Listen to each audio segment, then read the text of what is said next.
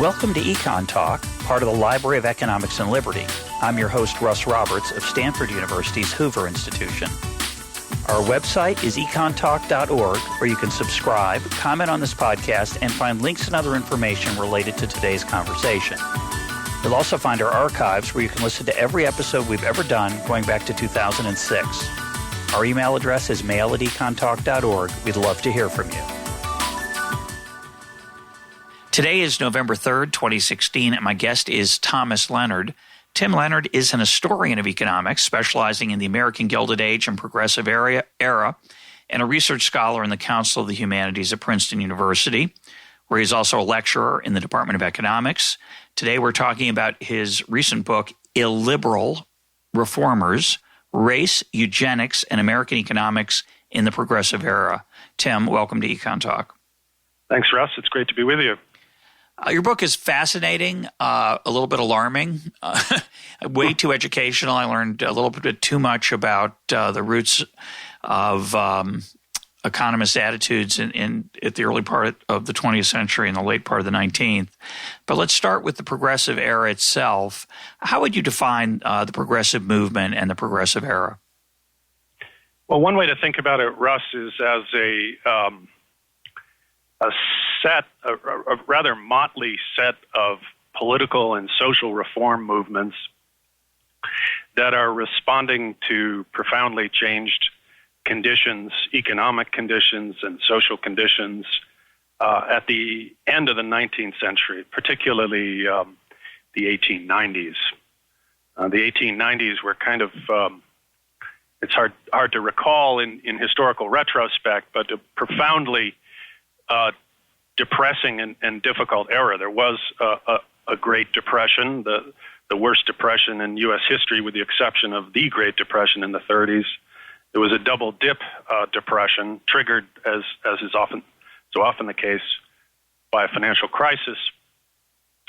There was, in addition, profoundly rapid, vertiginous even economic growth going on at the same time. Sounds like a paradox, but despite the rather amazing ups and downs of the economy, over a generation or so post-Civil War, the U.S. economy is quintupling in size, 1870 to turn of the century. And with that brought some amazing social changes, lots of immigration, folks to work in the factories and the shops and the mines, urbanization, the rise of the American city, and along with all of that, the rise of the United States as a single nation rather than a collection of states, and as eventually a global power. So it's a time of enormous change, and we can think about the progressive era as a collection of reform movements trying to cope, trying to address and remedy those many and profound changes at the end of the 19th century. And part of it involved an increased role for the state, for the government, and a concept which we still use today, the administrative state. So talk about the role that played, as well as the role of expertise, which is, to me, an important piece of this story. Right.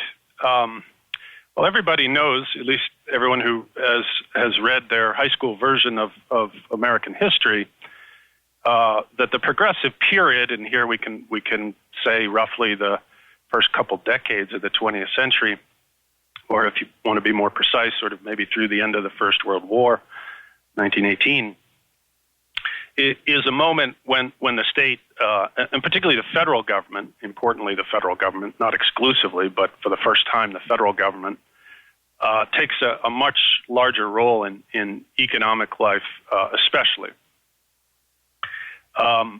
But it's not merely the case, as it's sometimes represented, that the progressives, quote, brought in the state. They certainly enlarged the state, and they, at all levels, particularly with respect to economic relations, but they also changed the nature of the state. So we sometimes read in popular accounts the idea of the state being big or small, having big government or limited government, But in fact, what the progressives advocated and ultimately succeeded in obtaining through their activism and through their intellectual persuasion was what they called the administrative or the regulatory state, which was a new beast in American economic and political life. The administrative state surveils economic life. It investigates economic life, gathering data. It regulates economic life. And it performs all these functions, the progressives argued, in a kind of scientific way. It's well to remember that a big part of the progressive movement was, of course, about political reform as well as about economic reform. American politics in the Gilded Age was notoriously venal and corrupt and dominated by parties. So the progressives not only wanted to expand government, they wanted to change government altogether. So the administrative state serves a very interesting and crucial role in the evolution of American government-economy relations. And that all sounds, I don't happen to agree with it myself, but that all sounds well-intentioned and what we would call today liberal. Why do you call these reformers illiberal, meaning not liberal? What was illiberal about their views and their agenda? Two ways to think about this, Russ. The first is the term liberal. It's an old word in English, but it's a relatively new word in the political lexicon.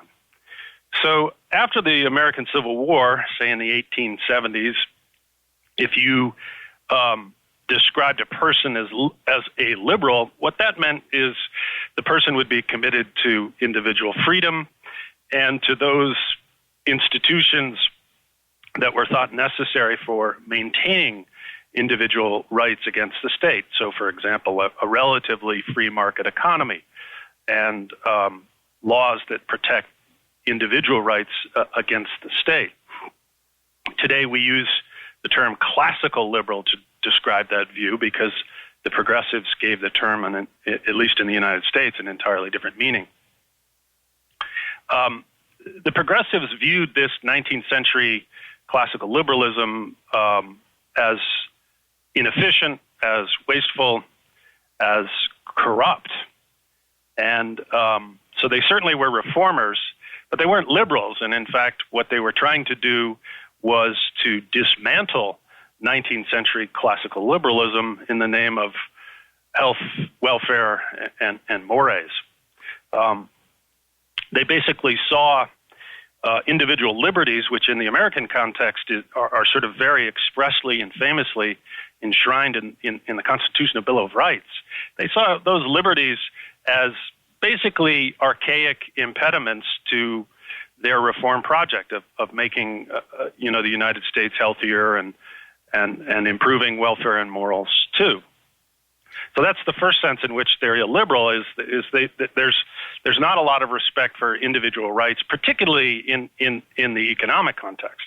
The second sense, the additional sense in which I'd say the progressives were illiberal, is refers to the original sense of the term, Russ. So when we said someone was liberal before it became a political term, what we meant is that they were open-minded or tolerant, free from prejudice and bigotry. And as you know, it turns out that a shockingly high percentage of the progressives, including the progressive economists, were anything but liberal in that traditional sense. They were closed-minded, they were intolerant, and they were bigoted. In fact, they're racist in ways that even I'm a fairly cynical person from time to time, and I was shocked by the attitudes of the economists of the day, by Woodrow Wilson, a famous progressive, Eugene Debs, a famous socialist. And I'm going to read some quotes later, because saying that they were racist or intolerant doesn't really do justice to their attitudes without quoting their own words, which I will do later. It's kind of shocking. It is shocking, and it shocked me when I first came across these passages piecemeal, working on a related but smaller project many years ago. I sort of was working many years ago on a history of minimum wages, and I saw these absolutely appalling, hateful discussions of workers from Asia or immigrants from Southern and Eastern Europe, African Americans, the disabled, and filed that away, thinking, there may be a story here, and it turns out there is a story. One of the things that's most shocking is not just sort of the hateful views that they had of immigrants and what they called defectives and African Americans, but the scope of that sort of racism and bigotry. Almost no one, including even white Anglo-Saxon Protestant men, was immune from being characterized as hereditary inferiors. And part of this is what is known as eugenics. So talk about what eugenics are, how it got tangled up with Darwinism and then filtered through those lenses, got into public policy among economists. Sure. Well, we have to be a little careful, as ever, Russ, because eugenics is and remains today a dirty word, precisely because of the horrors in Central Europe in the middle of the 20th century. But the progressive era is roughly a generation before, and it had a very different meaning then than it does now. Eugenics at the time was the social control of human heredity, and many progressive economists and their reform allies saw eugenics as among the most fundamental of reforms that the state could carry out. In some sense, what's more important than what today we would call the human genome. So in their view, eugenics, which comes in two flavors, negative eugenics, which is preventing children from the unfit, and positive eugenics, which is promoting more children from the fit, was at the core of any sensible social and economic policy. Its relation to Darwinism is very complicated, Russ, as you know. Each one requires a chapter in the book to sort some of these things out. A Darwinian is someone who looks at outcomes, and in the jargon of social Darwinism, says that those who survive are fittest in some sense. A eugenicist is making the opposite claim. The eugenicist is worried that those who are surviving, who are outbreeding their hereditary betters, need to be controlled.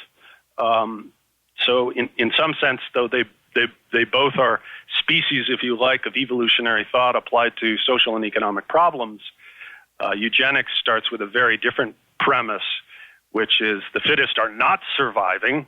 So eugenics judges the races that are fitter ex ante, and that therefore the state must intervene to ensure that is stopped, that the hereditary inferiors, the immigrants, Catholics and Jews from Southern and Eastern Europe, Asians, African Americans, and the disabled not be permitted to perpetuate their kind, or at least not to outbreed their biological betters. And I want to talk about the concept of the state that got promoted at this time, and it's a little bit frightening to me because it's the exact same discussion that we have today. It's come up many times on this program, and when I critique what turns out to be, I didn't realize this, what turns out to be the progressive attitude, people get very mad at me and write angry things. But I want to quote a little passage here. You say, quote, "The progressives developed elaborate, often anthropomorphic depictions of society as an organism. Henry Carter Adams said the socialist organism had a, quote, conscious purpose. Political journalist Herbert Crowley conceived of the American nation as, quote, an enlarged individual. Ross described society as, quote, a living thing, actuated like all the higher creatures by the instinct for self-preservation. The state, Richard T. Ely declared, was, quote, a moral person. end of quote and end of the passage from the book. These are all very well-respected economists, sociologists of the day, and they saw the state as a distinct thing from the people who made it up. Society as a distinct thing. And of course, government and politics were just the vehicle by which that entity acted somehow in our interest. This, I call it a romance. It's, I think, a dangerous romance. And many of my listeners, I apologize to you out there. I know you like that idea. What I'd like to hear from you, Tim, is where did that idea come from? It was not in American discourse, I don't think, or other discourse until then. It seems like it was created around then. Well, it's a really deep question, Russ, in intellectual history, and let me break it down as best I can in short scope in our conversation. Several things are going on at the same time. I will say that you're right to identify this as a very kind of crucial watershed in American intellectual thought. It's a striking intellectual change that happens beginning in the late 19th century. This rejection of the classically liberal tradition, which makes the individual prior to the state. Right, for example, the social contract tradition, which says that individuals pre-exist the state and they create it for their purposes and presumably can disband it if it doesn't do what those individuals want. The progressives, of course, as you suggest rightly, come at it from the other end of the telescope. They think of the state as prior to the individual.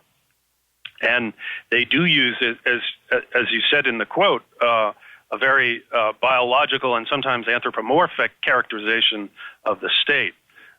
Ely, for one, and by the way, those names may not be familiar to your economist or other listeners. These are the leading lights of American social science. There's still a prize, I think, named after Ely in the American Economic Association. There are, and if you go to any university where progressives were part of the founding, like Wisconsin or Michigan or Columbia or Wharton, you'll find buildings and programs and prizes named after all these men. And they're not just leaders of the profession, the founders of American social science. They were also influential public intellectuals. Part of the progressive creed, of course, is not merely to hole up in the library and write treatises. They were all public intellectuals. They were all writing op-ed pieces for the newspapers and the religious periodicals. Ely was on the Chautauqua summer lecture circuit. They were public intellectuals as well as leading social scientists. So back to this idea of the social organism, a bunch of things are going on at the same time. The first is that all of the progressives, all of the leading progressive economists and many of their activist confreres did their graduate work in Germany in the late 1870s and early 1880s. You really couldn't get a PhD in the United States. You had to go to Germany. And they studied at the feet of their historicist German professors who they greatly admired. And this idea of the state as an organic thing, as a whole distinct from its component parts, and indeed, in some sense superior to its component parts, was partly the product of their graduate training in the kind of German historical school view. And it also dovetails nicely with evolution as well. Right? If the nation is an organism, it's greater than the sum of the individuals that it comprises. A second influence, Russ, is Darwinism. Darwinism, with its kind of material explanation for evolution, for human evolution, seems to imply that the idea of having inalienable natural rights invested in you by a creator, the language that you find in the Declaration of Independence, Darwin seems to suggest, well, that's just kind of a nice fiction. A third influence on this crucial change in the way that Americans see the relationship between individuals and the state, which we haven't touched on yet, is that many of these progressives, and certainly the intellectual leaders among them, were evangelicals. They grew up in evangelical homes. They were the sons of and daughters of ministers and missionaries. And they preached what was known at the time as a social gospel. This is a move of American Protestantism away from the idea that the individual must be saved to the idea of a more collective project of redeeming the entire country, of redeeming America, which is the title of one of my early chapters. And lastly, I would cite fourth, there's a kind of native American discourse, pragmatism, capital P, pragmatism, which we associate with John Dewey and others, Charles Peirce, which seems to suggest that, just about any departure from previous absolutes is okay, provided it proves useful for promoting good things like welfare and health and higher wages and more values and all the rest of it. Well, I'm always excited when someone other than me mentions Charles Peirce on EconTalk. I think this is the first time. Excellent. I've mentioned in the past, I think, that I had a philosophy professor, Richard Smythe, who was a Peirce specialist, and after I studied it at his feet at University of North Carolina, was able to, years later, talk to him about the relationship between Peirce and Hayek's ideas, where Hayek was very interested in the evolutionary, practical idea that ideas that prove their worth should be respected, even if you didn't understand why they made sense. There's a certain skepticism about the power of human reason in Peirce's work and in Hayek's that I'm very fond of. But I want to quote another short passage related to this point about the organism. You write, progressive economists, notably Edwin R.A. Seligman, played a pivotal role in laying the intellectual foundations for the U.S. income tax. Taxes, they said, were not payment for government services. Seligman argued that we pay taxes, quote, simply because the state is a part of us, close quote. The taxpayer's duty to the state was no different than the duty to oneself and one's family. By implication, taxes should vary with ability to pay. And I think that, close end of the passage from your book, I think that attitude, again, is still very common among many Americans today and elsewhere around the world, that somehow supporting the state is just like supporting yourself. This idea that we, through the state, do things, that there are things the state does that benefits us. And I find that difficult because, in fact, almost everything the state does benefits some of us and hurts some of us. And I feel that many people take advantage of that romance to push things for their own self-interest, claiming they're good for all of us when, in fact, they're good for them and not for us, the rest of us. So I was just very struck by how common that attitude was then. Well, it's a great example, Russ, of the sort of organicist view of the state put into concrete economic action. When the Constitution was amended in 1913 to pass the income tax, economists were absolutely, today we'd call them public finance economists, were at the forefront of that movement to move the United States government away from funding itself with tariff revenues and with taxes on tobacco and alcohol, and to instead tax income. It is a watershed moment, because if you're going to have an administrative state, it needs to be funded. And an income tax is a much better, much more reliable way of funding a large institution of the sort that the progressives imagined when they were drawing up the blueprints for the administrative state. Well, I'm going to quote Irving Fisher, who I used to like until I read your book. Huh? I used to think Irving Fisher was he's a wonderful writer. He had a lot of good ideas about interest rates and their relationship to inflation, which I found useful thinking about these things. Wrote, again, early part of the 20th century, and famously lost money during the Great Depression, unprepared for that event. Always entertaining for non-economists to point those things out. But his social attitudes were rather unpleasant. Again, a quote from the book. Social science experts gave elitism a new form and rationale in the progressive area, one expanded on by Irving Fisher. The United States had abandoned laissez-faire, Fisher said, out of recognition that, quote, the world consists of two classes, the educated and the ignorant, and it is essential for progress that the former should be allowed to dominate the latter. Close quote from Fisher and close of the passage from your book.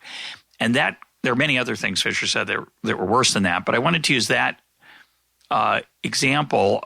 I mean, it's a perfect example of the justification for why experts should be in charge to run other people's lives. And I want to ask you, that attitude, of course, remains today in many forms among economists and others in power. How about you? Do you attribute simply to the economist's desire to have more power? So there are many, many quotes in the book from economists justifying an expanded role for the state, but it's an expanded role for themselves. So it's a kind of awkward form of public intellectualism, and it remains so to me to this day. I think that's well put, Russ. Sometimes if you step back from the scholarly trees and look at the whole forest, one of the things that's most shocking, or at least striking, 100 years on, is that in proposing to fundamentally change the U.S. state and its politics, and to fundamentally remake its economic life, the progressive economists and their reform allies in other institutions, it's not just a bunch of academics. It's also progressives who are working in settlement houses and who are investigatory journalists or who are working in other community groups or in government. Their best idea for spearheading all those reforms is, why don't we install me and my friends, to put it baldly. And, it is this, I don't think progressives today are quite as egregious because, experience has taught that this kind of heroic view of expertise, simultaneously heroic and self-serving, is sometimes misplaced. There is this very quintessentially American combination of naivete on the one hand. Fisher was brilliant, but the economists really didn't know what they claimed to know in arguing that they should be running an administrative state. And it was also incredibly arrogant at the same time, right? Naive and arrogant. I don't think things have changed at all. Okay. I'm serious. I'm not trying to be cute here. I think the general thrust of welfare economics, which means something very specific in economic theory. It's not the study of payments to poor people. It's the study of well-being, human well-being. I find depressingly narrow for starters, overly confident, and I think incredibly self-serving to place us as the engineers of the betterment of those who don't understand the world as well as we do, is the claim. And I find that I find it depressing. Well, there's this interesting moment, Russ, that happens at the end of the First World War, and it's a very awkward moment for the progressives and for the progressive economists in particular. And it's this: the economics that they'd been preaching since their graduate school days for a generation was a German-style economics, one modified to American conditions, but German in spirit. And so too was their their model of the administrative state, how economic policy would be put into practice, and so too the idea of the expert economist as the keystone, the key figure in the administrative state. All of these ideas they borrowed from Germany, and of course Germany became a dirty word in American discourse at all levels during World War I. Even beer was vilified for its German connections. So having a German economics and a German view of expertise, and Germany as the model for the world in designing a scientific, rational, expert administrative state was politically completely untenable. But what happened, and you can see this in Fisher's presidential address, just a month or so after hostilities have ended, his presidential address to the AEA meetings, Economists in the Service of the State, the American Economic Association,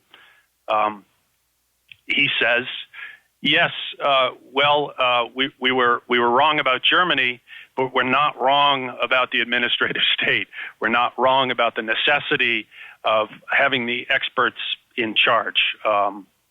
What did change, I think, one important change that takes place after the book's period in the 20s, economics becomes a little more technocratic, right? So that we evolve towards a view where experts are given a goal, a set of goals by some political process, and then decide the best route to get to that goal. Which is a bit different from the more heroic progressive era concept, which is experts not only tell you how to get from A to B, they tell you what your goals should be in the first place, like preachers. So I can't help, this is not in your book, but I can't help but remark, and I'm going to defend the progressives now, which is not easy for me, but I'm going to make a go. So there was this disillusionment or a little bit of soul searching after World War I because Germany was blamed, correctly or not, for the conflict. And of course, Germany, it's always important to remember that Germany, this militaristic, authoritarian state, was the first state to have serious welfare, traditional welfare activities such as Social Security. That's right. And other things. And so, okay, so they realized, we got to get rid of part of that, or we got to concede that part of this was tainted. Then, of course, World War II and the Holocaust ends the any use of eugenics and race-based thinking among liberals for the next 75 years. And can't one argue that, okay, so progressivism has these hideous, racist, and I'm going to give some more quotes in a little bit that, we're not exaggerating here, hideous, racist origins. They had an intolerant and horrible set of attitudes toward women, certain nationalities, Jews, certain, again, races. And yet they did all this other good stuff. So, okay, so they had some bad ideas. They get rid of those, and now they just have the good part. What do you say to that? And more importantly, why should we care? This is a fascinating book, but okay, so modern progressives have bad ancestors. Is that a big deal? I have to say, Russ, I'm always skeptical of the argument, this time it's different. As you know from reading the book, one of the main arguments offered in support of minimum wages during the teens, a campaign led by progressive activists and progressive economists, was that if you fixed what we today call a binding minimum wage, you would disemploy idle inferior workers. The idea was that productivity, we'd say today, was connected with some metric of biological inferiority.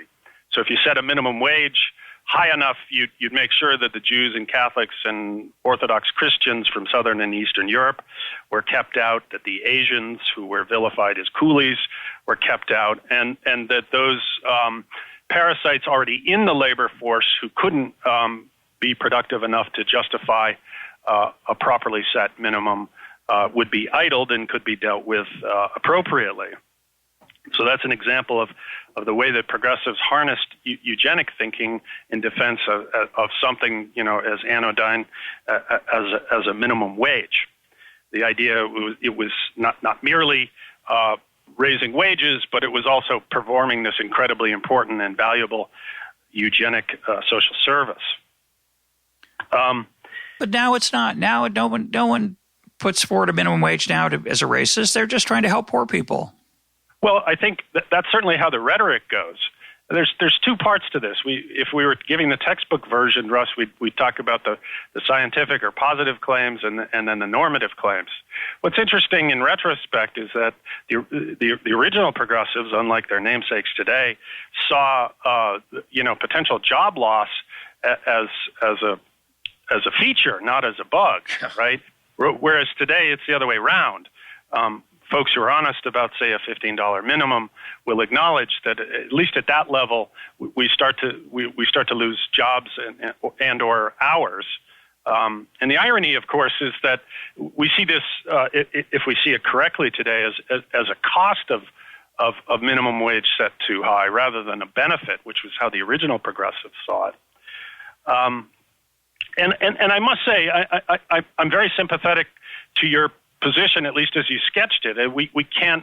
It's entirely possible to be a proponent of the minimum wage in the 21st century without subscribing to the hateful views of your namesake's ancestors. That's quite right.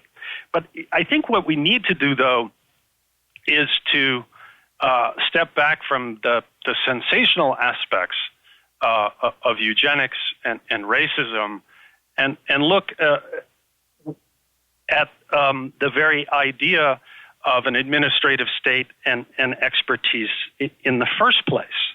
So I quite agree that 21st century progressives, those who call themselves progressive in the American political context today, do not, and thank goodness, share the views of their intellectual namesakes. And that's all for the good. But I do think, though, that a couple of notions, and we're not talking here about racism or eugenics, have carried over from a century ago. And here's what they are. One we've touched on, and that's this idea that I think if you really sat down over a glass of wine with a thoughtful progressive, you'd find that they still hold to progressivism's core faith, is that, if smart, well-intended people are put in charge, the best and the brightest, then progress, economic progress, social progress will inevitably follow. I think that attitude is not nearly as arrogant or heroic necessarily, but that fundamental faith remains.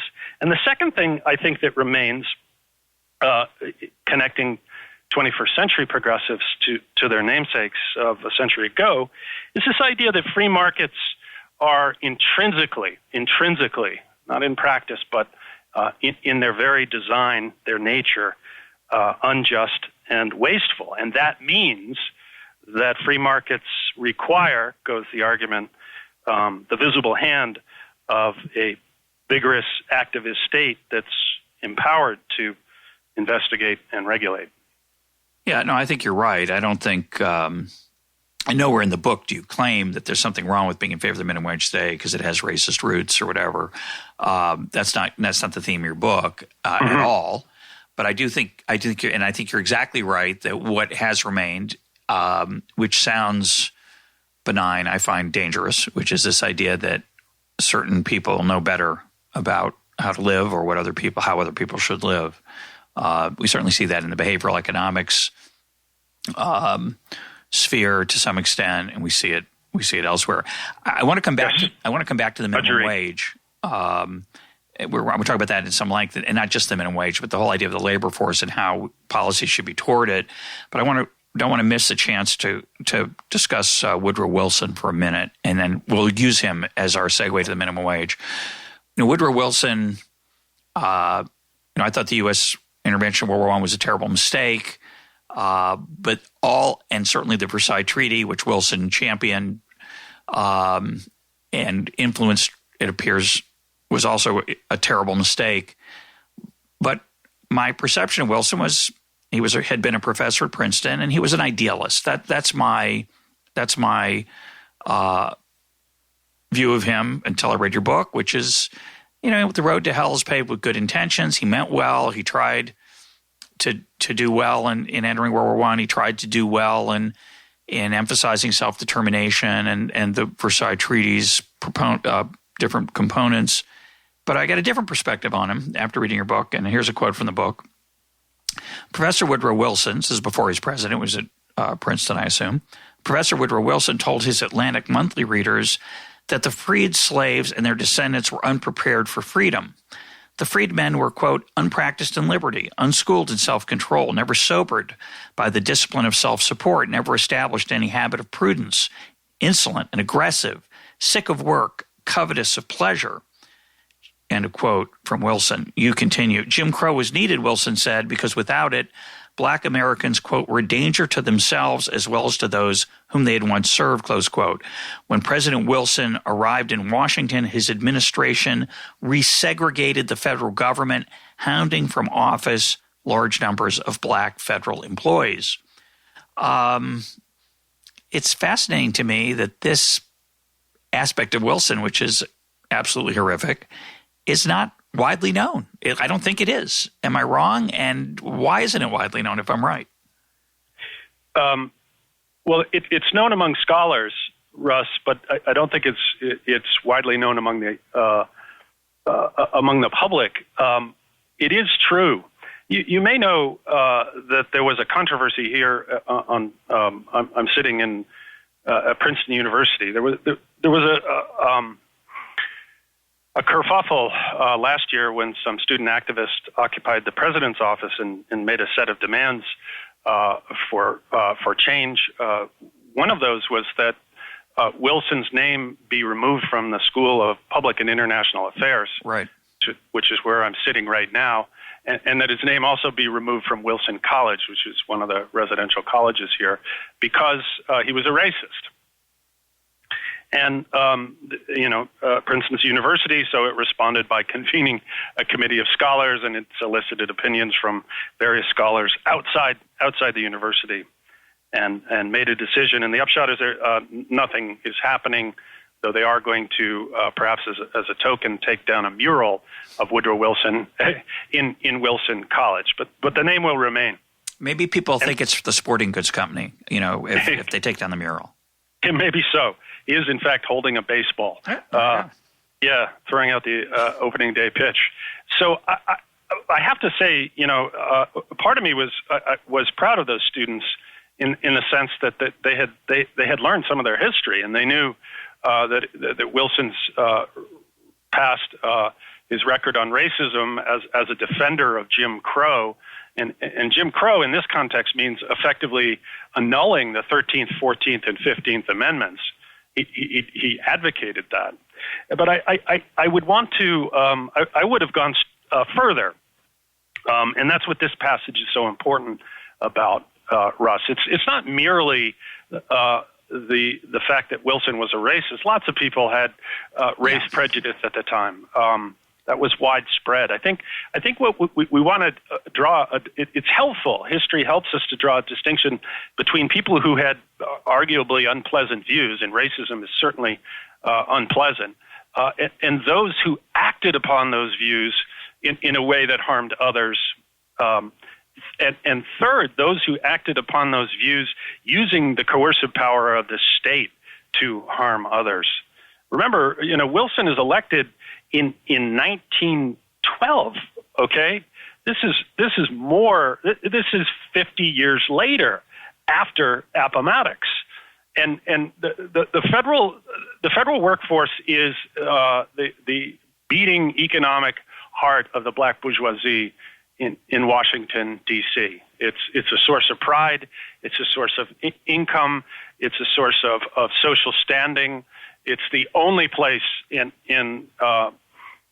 America where a black man can give orders to a white man and have them carried out without any sort of retaliation or violence. And Wilson, who won the election mostly by accident, let's remember, he won the election because Teddy Roosevelt ran as a progressive, capital P progressive, splitting the Republican vote. Wilson got majorities, popular majorities, only in the states of the Confederacy. And his henchmen, McAdoo and others, proceeded to desegregate, or rather to resegregate, the federal workforce. It was a devastating blow. That's not just racism. That's racism acted upon. That's racism enacted using the coercive power of the state, which is most sinister of all. So I'm going to read another long passage. I apologize to listeners who don't like to be read to. If all goes as planned, I interviewed Doug Lemov in last week's episode. So we talked about reading out loud to folks. So I know some people don't like it, but I want to read this passage because I think it's a great example of what we've been talking about. And I think some listeners might think I've been exaggerating about the attitudes of the day among economists and leading social scientists. And this will lead us into a conversation of what you call the menace of the unemployable, this idea that immigrants and non-Anglo-Saxon, non-white workers were bad for the country. And it has a lot of echoes of today's world where we're talking about how to deal with the fact that some workers may not be employable, may be put out of work by technology. So this is, again, a very long excerpt, but I think it's important, and I want to give people the flavor of the book, and then we'll talk about it. Let's hear it. The term, I know as an author, I love when people say, "Do you mind if I read you a passage?" Oh, music to my ears. Yeah, here we go. The term unemployable, popularized by Sidney and Beatrice Webb, was a misnomer, for many of the unemployable were in fact employed and others desperately wanted to be. The Webbs used the term to describe people incapable of work, as well as those who could work but who accepted wages below a standard reformers judged acceptable. The latter group posed the threat. University of Chicago sociologist Charles Henderson put it plainly. The unemployable were those who, quote, bid low against competent and self-supporting men who are trying to maintain or raise their standard of living, and they can do this just because they are irresponsible and partly parasitic. By parasite, Henderson meant that the unemployable worker earned less than was required to support him or herself, creating a shortfall that had to be met by other members of the worker's household or by private or public charity. Henderson borrowed parasite from Sidney and Beatrice Webb's Industrial Democracy, which was influential among American labor reformers. The Webbs affixed the term to sweatshop industries that paid wages below a living wage and to the workers who accepted these wages. Since parasites, and I'm skipping ahead a little bit, since parasites by assumption could not pay their own way, their economic competition served only to drag down the wages of their betters. Letting the unemployable work was thus socially destructive, so went the argument. They should be removed from the workforce, kept at home, segregated in rural labor colonies, or placed in institutions. Then you go on to write, and I'm going to now indict, with your words, Woodrow Wilson again and Richard Ely, prominent economists of the day. The low standard or undercutting of wages, part of the theory, got to start with the violent activism of white Americans against Chinese immigrant workers. The title of a pamphlet published by the American Federation of Labor trenchantly captured the heart of the claim. Quote, the name of the pamphlet, Meat versus Rice, American Manhood Against Asiatic Coolieism, Which Shall Survive? If wages were determined by living standards rather than by productivity, then the meat-eating Anglo-Saxon could not compete with the Chinese worker accustomed to rice.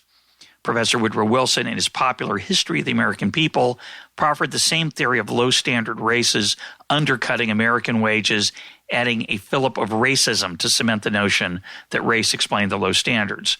White laborers, unable to, quote, live upon a handful of rice for a pittance, could not compete with the Chinese, who, with their yellow skin and strange debasing habits of life, seemed to them hardly fellow men at all, but evil spirits rather. And now I'm going to quote where you talk about Richard Ely, and this is just, it's so depressing. The fullest unfolding of our national faculties, Ely asserted, required, quote, the exclusion of discordant elements, like, for example, the Chinese. Ely assumed that a unified American nation required racial homogeneity.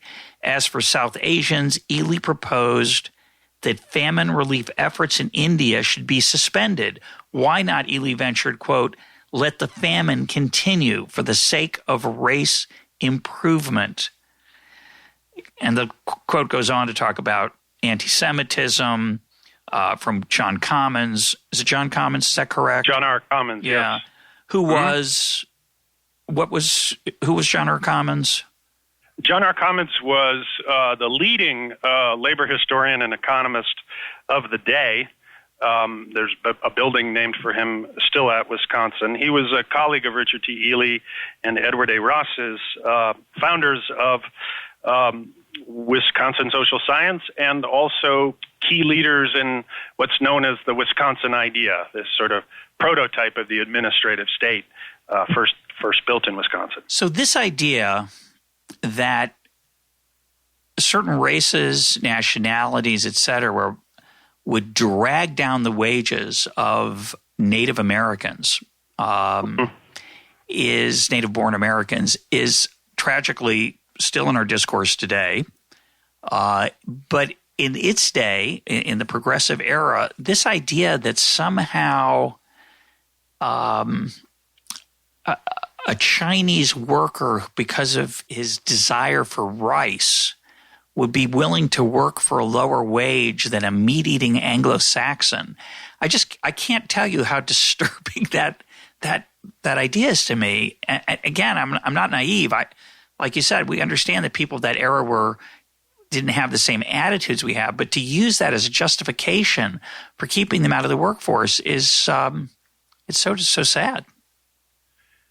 Yeah, viewed from today, it's pretty ugly stuff, Russ. And some of these passages that you've read aloud were hard for me to write. But for the most part, these quotes are, if you like, letting the men who said them hang themselves. It doesn't require any further indictment than to see what sorts of arguments that they made. One thing that it turns out that the Chinese play a really key role in the American anti-immigration movement. The Chinese were the first race, using the terminology of the day, to be legally excluded from the United States on racial grounds because they were Chinese.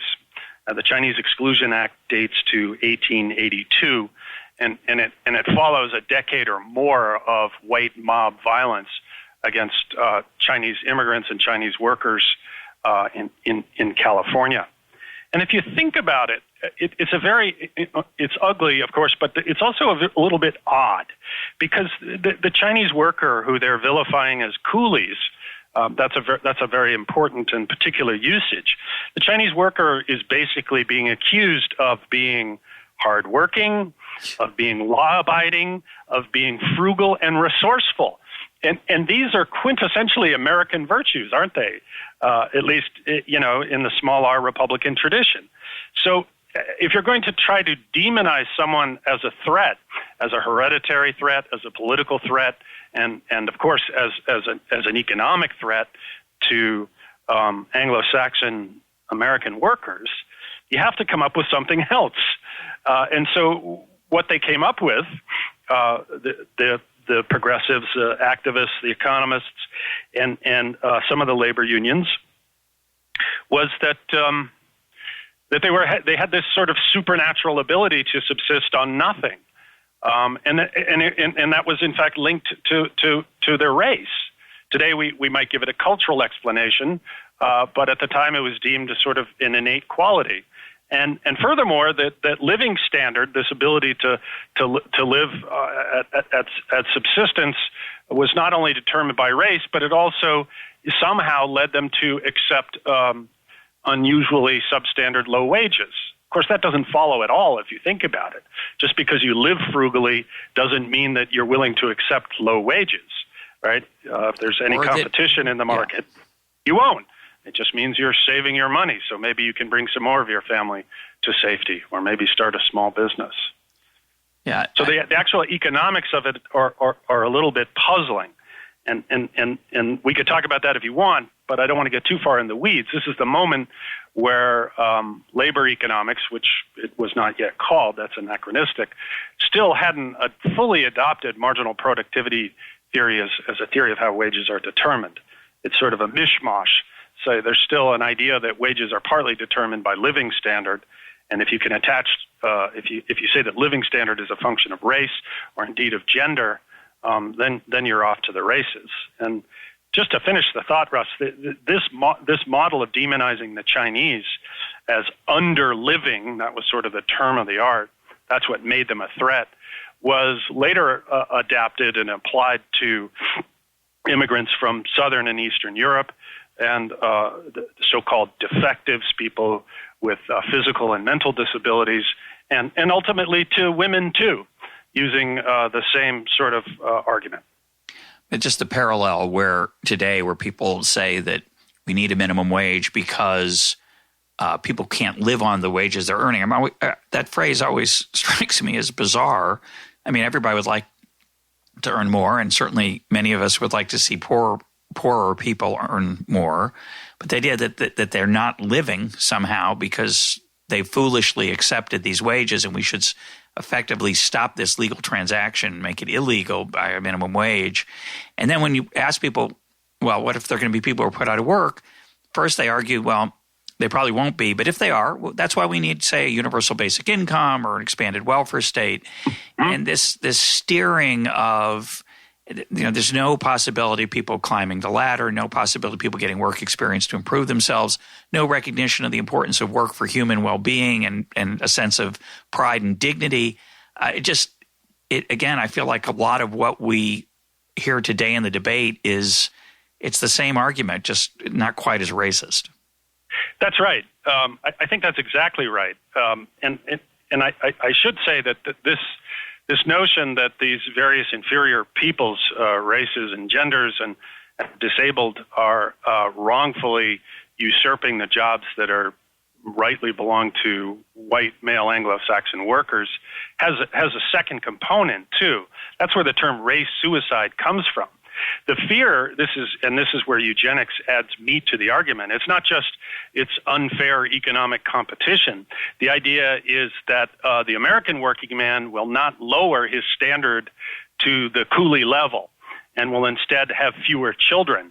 And because of that, the inferior, the hereditary inferiors will outbreed their biological betters. That's what race suicide means. That's what Edward A. Ross named the process. And he was a sociologist, correct? Or was he was a sociologist and probably the most prominent public intellectual among sociologists of the day. If you'd asked an American, name a sociologist, they probably would have named Ross, a pioneer in the field. And race suicide is what President Theodore Roosevelt called the greatest problem of civilization. It's not just a bunch of academics, discoursing on theories of wage determination. This is viewed by Roosevelt and many other progressives as a profoundly important economic problem. And, I think one of the things we might want to say, Russ, since I see we're running out of time, is that the original progressives, and this I hope will connect with your last point, were deeply ambivalent about the poor. It's really, I say in the book, the great contradiction at the heart of the progressive era reform movement. I think they felt genuine compassion for, quote, the people, right? Which is to say those groups they judged worthy of American citizenship and employment.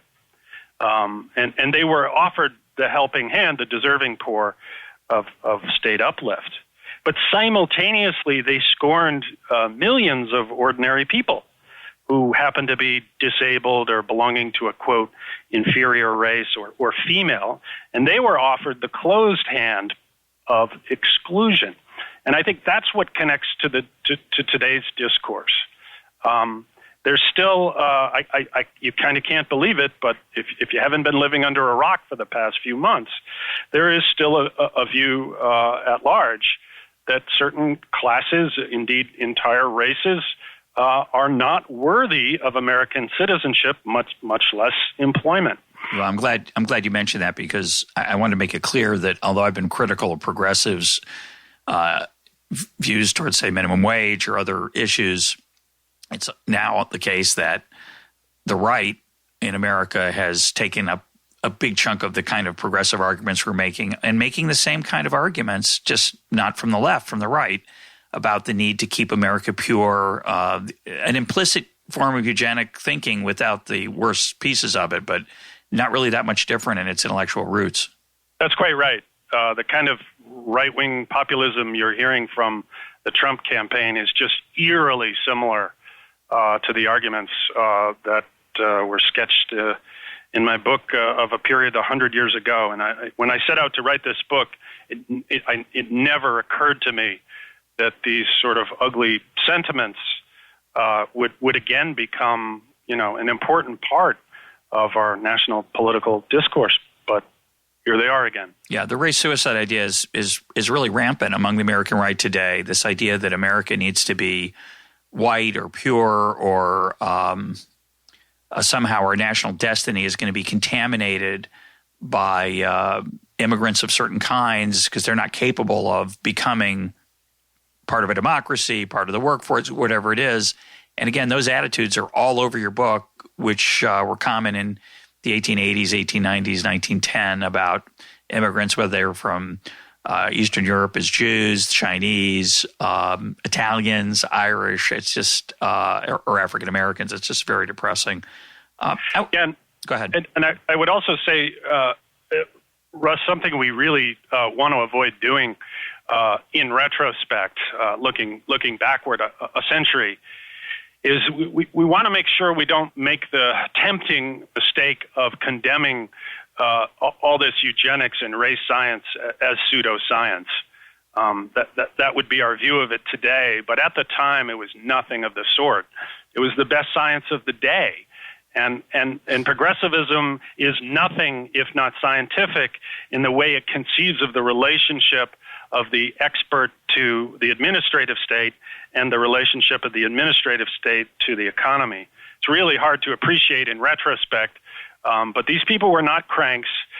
They were not proto-fascists or any such thing. They were the leading lights intellectually and politically of their time, and they thought they had it right. They thought that they were simply taking the best science of the day and applying it to important economic and social problems. I think, if nothing else, it should counsel humility for economists and others who do policy today. Yeah, let's close with going back to this Richard Ely quote. I always pronounce it Eli, but it's evidently Ely. Is that correct? Mm-hmm. Yeah, I think so. That famine efforts in India should be suspended because, quote, let the famine continue for the sake of race improvement, close quote. Right. I've always been proud of the role economists played in the slavery argument in England and in the United States. So we go back to John Stuart Mill and Adam Smith and others, and we have a wonderful essay here at the Library of Economics and Liberty by David Levy and Sandra Pert on the origins of racism. It's really yes. and the slavery movement, the justifications for slavery. It ties into a recent episode we had with Mike Munger on this issue. But in Fantastic some ways, Fantastic. Thanks. Not my work, but yeah. In some ways, it's sort of the predecessor of the progressive philosophy. This idea that the betters need to take care of the inferiors, or at least keep them away if you can't help them. And I think about how Mill and Smith had so much respect for the dignity of human beings, regardless of their race, regardless of their nationality, that Smith just was disdainful of people who said that the Irish couldn't take care of themselves, or that all kinds of people deserved respect as individuals. And we went somehow from that attitude to the attitudes you talk about in the book, Richard Ely, who would say it's better to let people in India die because they're racial inferiors. How did that come to pass? I know that's a tough question to end with on one foot, so to speak. But you have any thoughts on that? It's very, very sad to me. Well, I think that there obviously is a connection to the earlier mid-19th century abolitionist movement, the anti-slavery movement.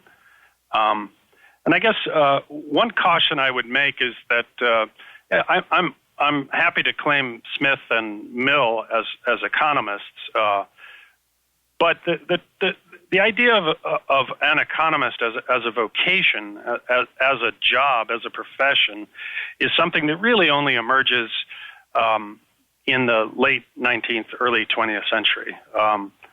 So people who wrote brilliantly about economic matters, like Smith and like Mill, I'm happy to claim them. But Mill was a civil servant, and Smith was a professor of moral philosophy, and Marx was an agitator and a journalist, and all the economists that we read in a history of economic thought course were not professionals until this moment. That's an important part, actually, in the United States of what the progressives did, is they professionalized economics. They made it academic and they made it expert. And I wouldn't want to claim that there's some sort of incredible phase change that happens. I would make one important point, though, I think, in trying to respond to the question, and that's this, is that one thing about eugenics, about using the state to improve human heredity, is you can't do it without a regulatory state, really, in any meaningful way. That's not to say that today, in the era of genetic testing and screening, there isn't a form of eugenics going on. There is. The difference is, though, who gets to decide who's fittest? Is it parents in consultation with their doctors, or as it was 100 years ago, is it the state as being directed by experts? So at least in terms of the progressive era, there's no eugenics without the advent of the administrative state. Of course, there's eugenic ideas. There's a few places like the Oneida community where it's being practiced. But you do need, if you're going to do a serious wholesale revision of human heredity in the name of improving it, you need a powerful state to carry that out. So actual eugenic policy, as opposed to eugenic thought, had to await the arrival of an administrative state with the power to carry it out. My guest today has been Thomas Leonard. His book is Illiberal Reformers. Tim, thanks for being part of EconTalk. It's my great pleasure, Russ. Thanks so much for having me.